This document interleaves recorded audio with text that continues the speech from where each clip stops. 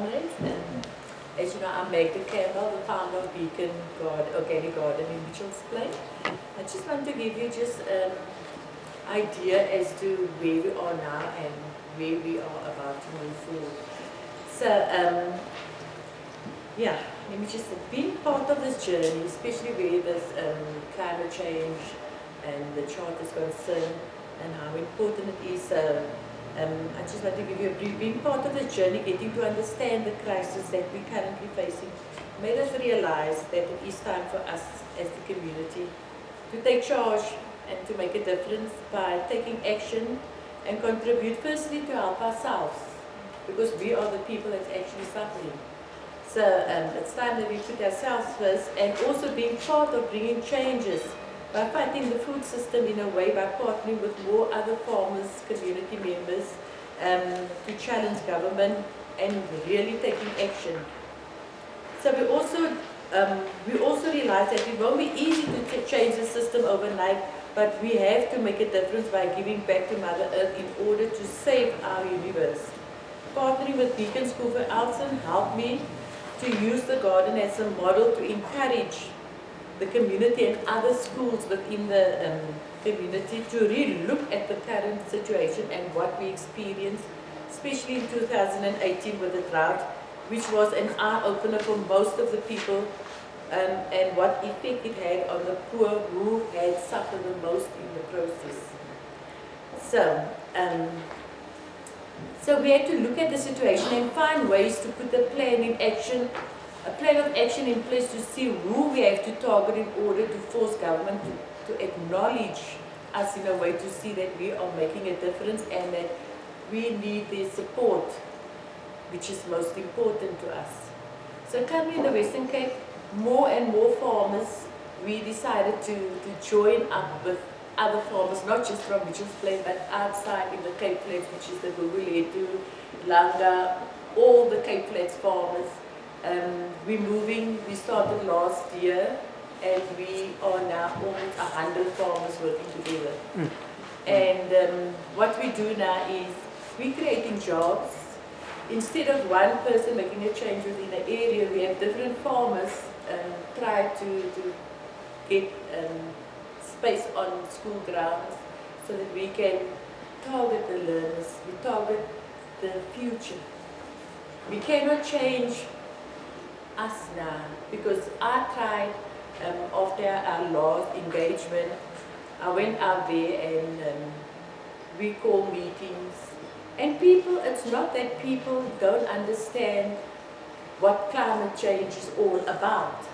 But you know, it's like people get killed, as long as they don't get killed in my area, it's okay. I know it happened somewhere else, but it does not happen where I am, so I'm safe. So last year with the drought, even though we spoke about the drought for a couple of years now, but nobody really took it serious because it was just something that's happening in other countries. It doesn't happen here.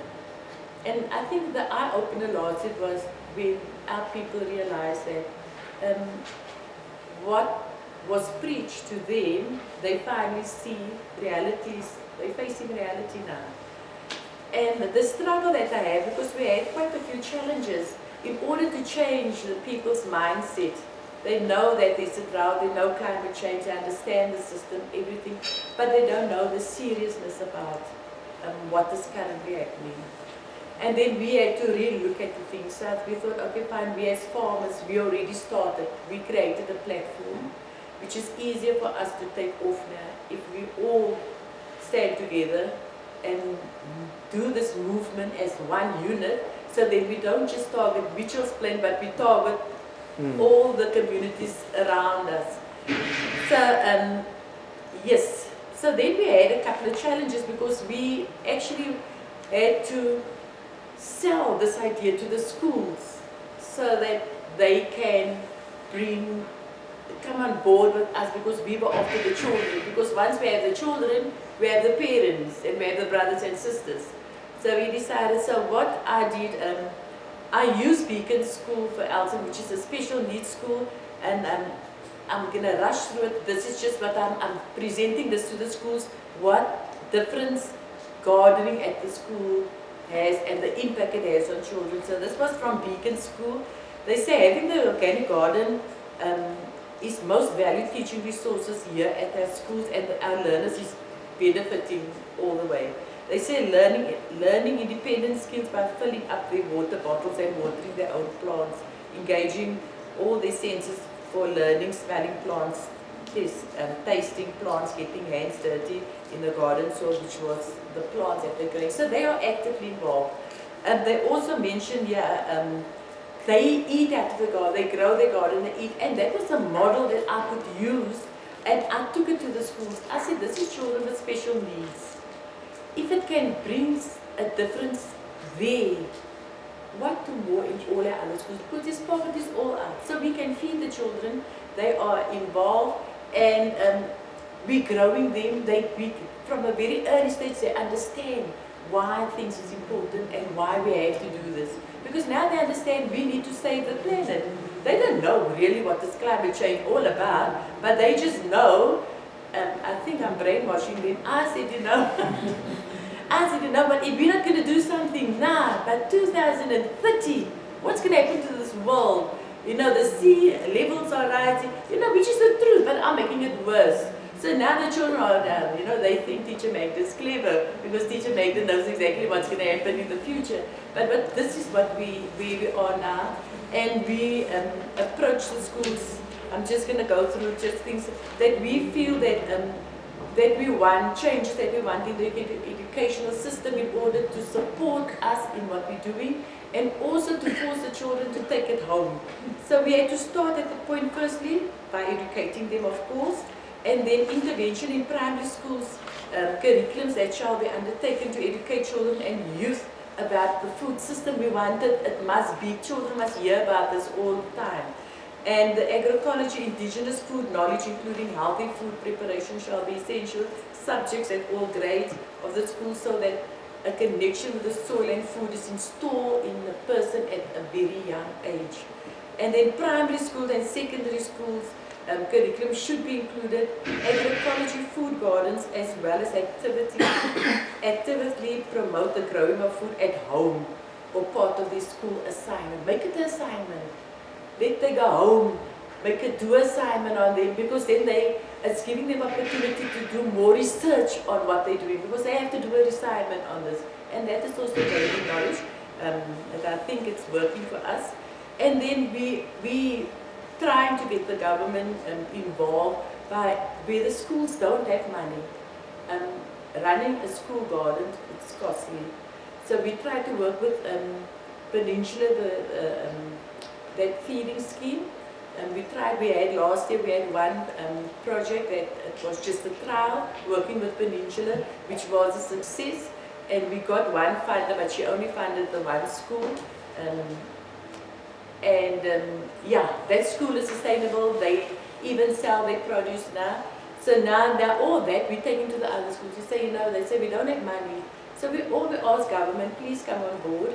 We also finally got Nedbank now. Nedbank, we have interns, Kailicha, Guguli, Tunanga, Mitchell's Plain, where we teach learners, school leavers now.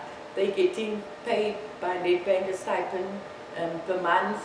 And they spend 12 months with us in the garden. So we teach them everything about gardening, everything about climate change. So yeah, that is where we are now. We also, now that we're getting people starting to take us serious, so we join force with the Kailicha and the Mitchell's Plain Forum, because we are now maybe looking at more, now we've got the children, now we get the NGOs also. So that is where we are now. And we moving at a very slow pace, but there is movements compared to where we were a year ago. Thank you.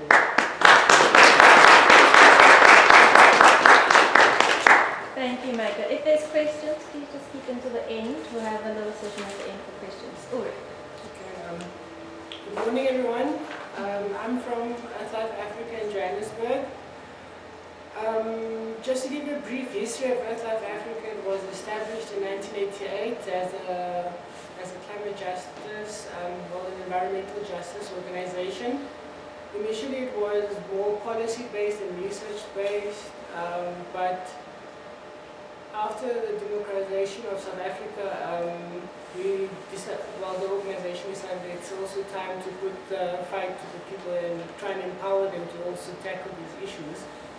Because it doesn't matter if you have just like high-level engagements and all of these things, but you are leaving the people who are the most vulnerable behind. So that's when the approach of EarthLife kind of shifted towards just engaging with government and with stakeholders and the guilty parties involved in polluting our earth. The main reason why the shift was also done is also to empower people, and not only to give them the knowledge, but also giving them alternatives on how to adapt to the changes that are coming as we're seeing.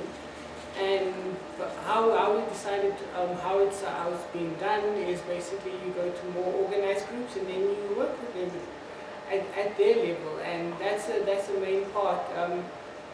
For us, the instance of movement building is actually to be on the level at which you are trying to engage in, and not trying to be Greek when you're supposed to be in an African context. So you have to kind of make yourself more relatable and approachable, because we have to be honest, the issue of climate change is complex, and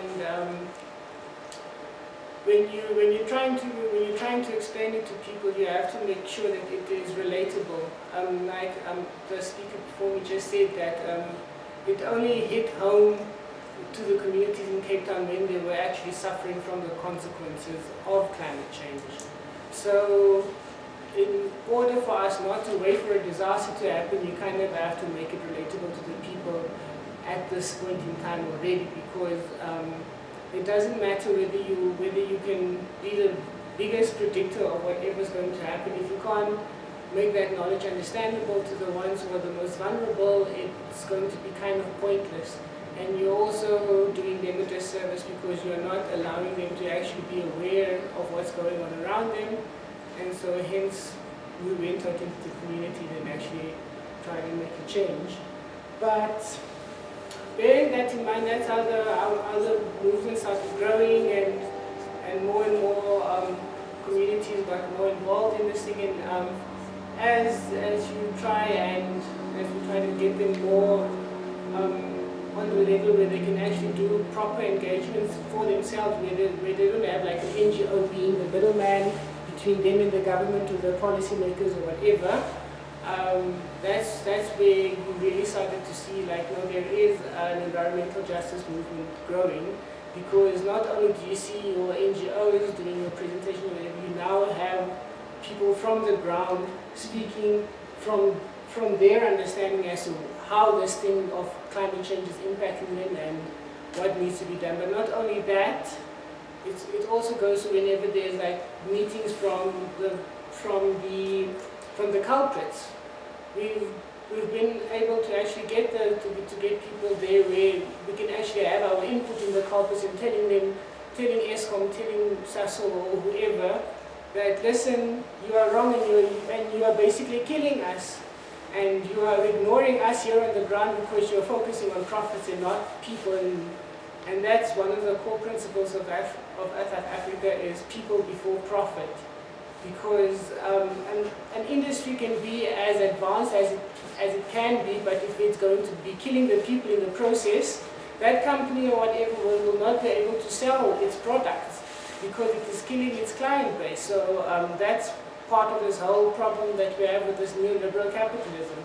They're focusing so much more on the profit margins that they forget that the ones that they're trying to provide a service or an item to, they're busy killing them in the process. And this is something that needs to be stopped, because the system of neoliberal capitalism is kind of defunct, because it's kind of disconnected from where its source of income is. You can't just be catering to the rich when you know the poor will also need to have access to those kind of services that you're providing.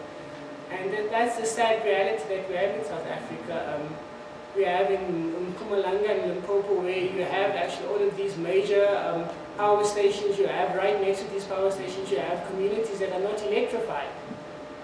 And how can that make sense if you have these big power stations that via the transmission lines they can empower the city of Cape Town, but right next to where the power is generated, those people do not have access to it. And what is worse is that those power stations are mainly focused on supplying electricity to your energy intensive users group, like your mines and your factories and so forth, whilst within this new compensation of South Africa, we're supposed to be more people focused, but you still see resources being channeled to the rich and the wealthy, and then the poor gets left behind. That is something that we need to change and we need to challenge, and that is why we need to grow this climate justice or environmental justice movement as fast as we can, because it's going to end up destroying us, and then not even the rich will survive, because that's one thing that they didn't account for, is that the climate does not discriminate between rich or poor. When it's going to flood in Soweto and it's going to flood in Sandton if we're going to have major thunderstorms. So we have to be honest and truthful when we want to build this environmental justice movement. It's time to leave behind the issues of race, class, and all of these systemic injustices, and try and focus on our common problem, our common looming death. We need to understand that it's not just the rain doesn't pick who or what to rain upon. It falls upon everybody. When it's going to get hotter, it's going to get hotter all over. Europe thought they were fine with all of their snow and whatnot, but look how they're complaining now. They're having African temperatures. And now us here in South Africa, we're laughing at them because they're complaining about 38, 40 degrees, where that was our day-to-day lives. So now finally, when it's becoming tangible for people, now is the time when we should actually go and mobilize so that people can actually now have a true grasp of how this thing called climate change is affecting them. And I believe that is in part, or at least my perspective of what motivates us South Africa to also be part in building this environmental justice movement. But I think I'll leave it there just for the interest of time. So thank you very much, comrades.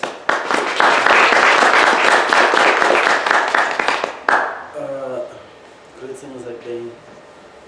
I will talk about the South Durban Community Environmental Alliance, but first I just want to touch on something that my previous speaker has touched on. We watched a documentary, I don't know whether any of you have watched it before, called The Bliss of Ignorance. Ish. I think if you haven't seen it, you have to search for it and watch it carefully. What is happening there, it's a disgrace, because poor people are working on a coal mine, are transporting coal, so the rich people can have electricity, but they are suffering the most. They're transporting this coal with their babies at their back, and pregnant women also are there.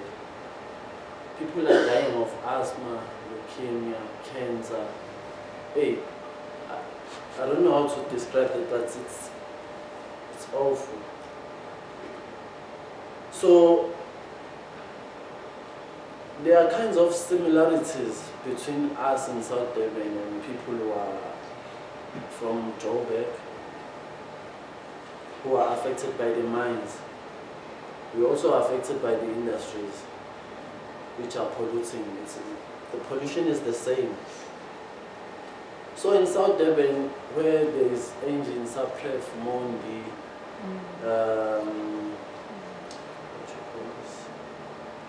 Mondi and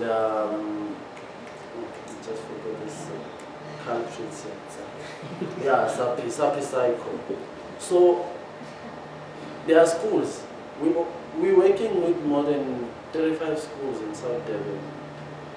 And now we've came out with a cancer register, because we've seen children dropping out of school, never came back because they're having asthma, they're having leukemia, they have all these kinds of illness that they got from this pollution. So we've been fighting with these industries like for more than 25 years now. We've been picketing, marching. What is more painful is that we have this kind of government that we have, a corrupt government that we have. I don't know how many memorandums we've been submitting on our corrupt mayor as well. Hey, I think our government is more concerned about how to make money rather than focusing on people's lives, what people need at that specific time. As we are talking now, government also came with Italians who want to propose to do to explore for oil,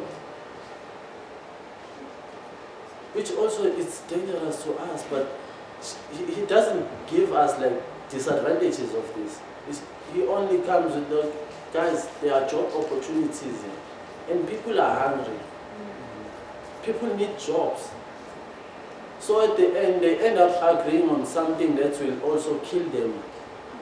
So we at SETSI, we're visiting all these communities, like to equip them, like, with, okay guys, you can't be agreeing on this, because on the long term, it won't benefit you.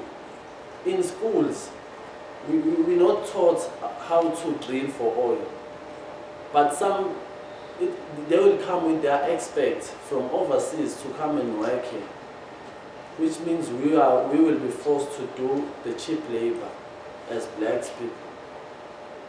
So we're fighting on those kinds of issues, and we've even called this guy from Sasol overseas. He came to Wentworth. He came alone. So, hey, the hall was packed. Everyone was asking questions to this guy. He didn't even answer even a single question, because there was a 4-year-old boy who asked the guy, like, are you thinking of my future? Are you thinking of my future with my friends, or you're only thinking about yourself? I see a ring on your finger, which means you're married. Do you also have children? This guy, he never came back after that. So on public participations as well, we're also mobilizing communities. Even these NERSA hearings, which also include ESCOM as well. At first I thought NERSA was like, okay, as a regulator I thought he was in a middle, but now I'm beginning to feel as if he's also part of the crooks as well. Because I was looking at this, if government come with this public participation for ESCOM, ESCOM wants to increase tariff, then it's not our duty as organizations like to mobilize people from different communities. If in KZN they chose Durban, maybe City Hall or ICC, what about people who are from north of KZN, from south of KZN, which means Durban is taking decisions on behalf of those other communities. So it's unfair for those people who just see their tariffs going high without any notification. And this oil and gas drilling thing also was a same thing as this ESCOM public participations do. We went to Richards Bay because they targeted the coast. We went to Richards Bay, we also hammered them there. They came back to Durban, they found us there. They went to Potchefstroom. Luckily we were there also, but it was only 4 white people who were there. No one else from communities around Potchefstroom was there. So we fought with these people. We ended up now as if we are their enemies, sort of like we're running behind them. So we became the obstacle on their way to get this oil and gas drilling thing going forward. So in these schools that we're working with, we're talking the issue of pollution, and we have our own air bucket sample testing. We take our own samples just to keep the data of that particular industry. How much pollution does it pollute? Then we capture that data, so it will also assist us when we want to hold them accountable, because just talking to them without tangible thing on your hand, it's useless. So we've been fighting with engine, like maybe he was polluting about, I'll make an example of 70. Then according to our bucket testing, we were able to push him to mitigate to 30, which we all found as a victory to us. Even though other countries, there are industries who are polluting 0 emission. So we're also looking forward to fight until these culprits do the same as overseas, because it's near schools, there are less hospitals, less clinics, people are dying, including children as well. So yeah, I think we kind of go in the right track, but we also want to partner with every other organization who's willing to fight the same fight that we're fighting, because if we're working in silos, I don't think there will be something that we're going to get out of that, but solidarity, we can win. Thank you.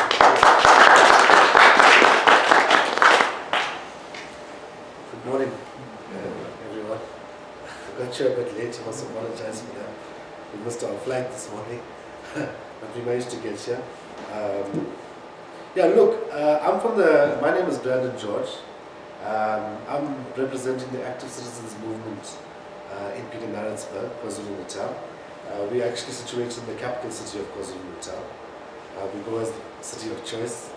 And look, I don't want to lie to you. ACM is quite a new organization.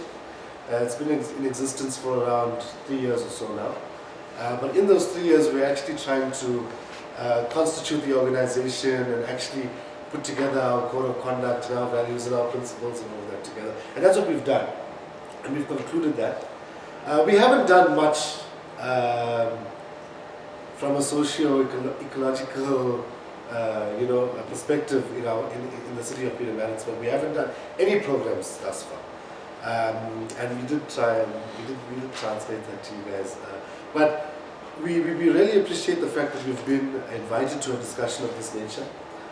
We are a civil society formation that is trying to deal with several social issues in our community, and climate change is definitely going to be one that's going to be put on our agenda. So we appreciate the fact that we've been invited here today to engage. I think it will even be a great opportunity for me to engage with the comrades sitting around me on this table to try and implement programs that you guys are currently working on. Because at the moment, Pietermaritzburg doesn't really have much, and as a capital city, I think we can drive a program and be at the forefront of climate change.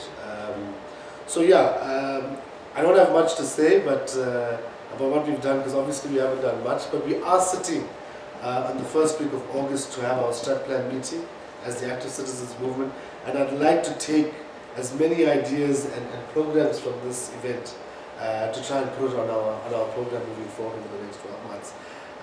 If we can stay in contact with you as well, So moving forward, we can, we can come up with practical programs and solutions of implementation in Pietermaritzburg and KwaZulu-Natal. One of the issues that I think my comrade here touched on with regards to the curriculum in schools and so forth, one of the small things that we were discussing when it came to our environment in Pietermaritzburg and moving forward towards our Stratplan meeting, we were saying that perhaps we need to engage with the Department of Education in trying to implement climate change awareness in the school curriculum from grade R level, to empower and educate children. So as they move, because we're actually trying to save the next generation or the generation to come, and that's what's most important, So that is what we want to try and do, engage with the Department of Education, try and make climate change awareness or issues relating to the green economy part of the curriculum, the school curriculum. So as kids grow, they're aware of what's going on around them, and how they can change the environment around them. So I'd like to leave it there for now. Thank you very much again to COPAC for inviting us to be a part of this discussion. We really appreciate it. And yes, we will give you guys our full support. Thank you. All right, thanks to the panel. Do we have any questions for anyone? Yes, okay. Yeah.